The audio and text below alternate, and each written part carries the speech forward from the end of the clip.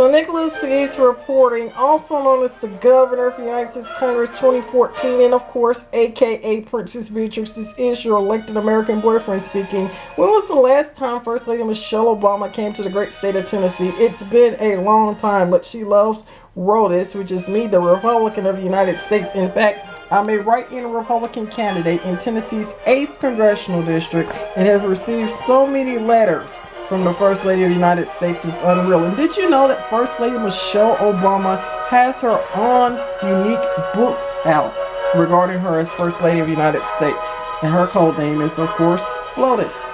Nicholas Pegues reporting.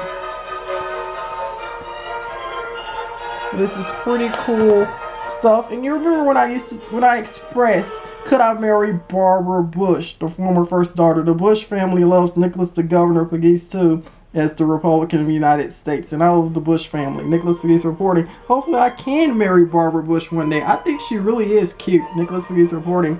A write-in Republican candidate in Tennessee's 8th congressional district. And of course, here is the letter from FLOTUS, First Lady of the United States. And of course, the First Lady is, of course, First Lady Michelle Obama. She extended me this extraordinary letter to inspire my generation and thanking me for being a great public servant here in Memphis. Nicholas Pegues reporting.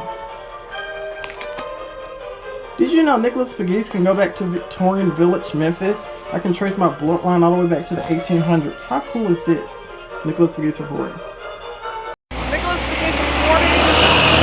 Arrival of former President George W. Bush here in East Memphis. Here's reporting. CNN, our report on Memphis.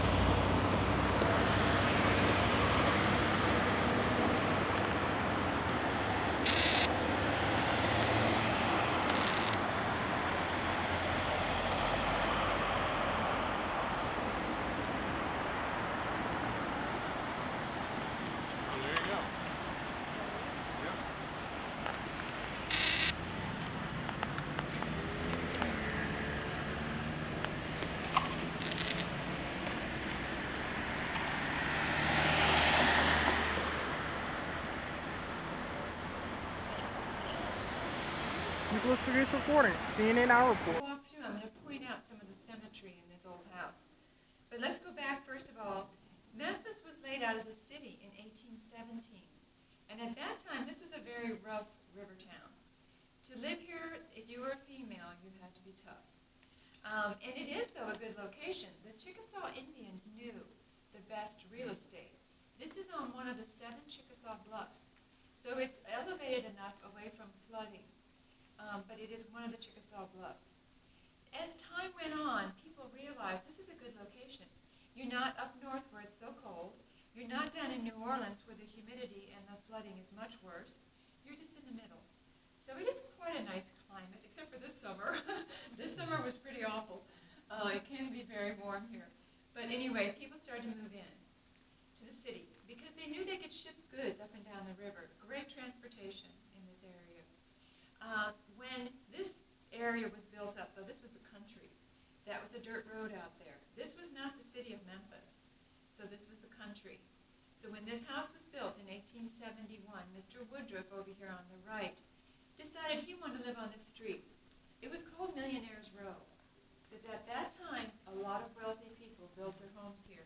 And to build a house, it had to be a mansion. So this is one of the, well, there were 32. This is one of the 3 that's left. The Mallory Neely, which is on the other side of House Beautiful, the little small white house, is being worked on. They got scaffolding up, so they're restoring that home. It had a lot of damage, so that one's being worked on. And then there's a Pillow McIntyre on the corner over here that's now a law office. Those are the only 3 left, which is very sad, but at least we have this and the history to share about what it was like back in that era of 1870 or the Victorian era. Now, Mr. Woodruff was a carriage maker, very successful, very, very wealthy.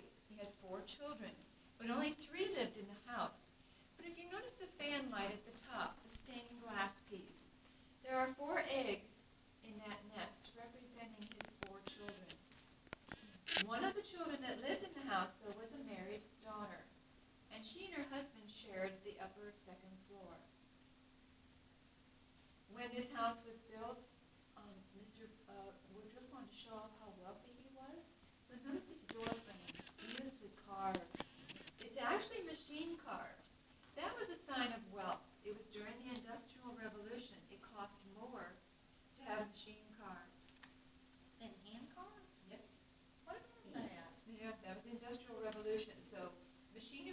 brand new, if it's a new hot thing, it'll be more expensive.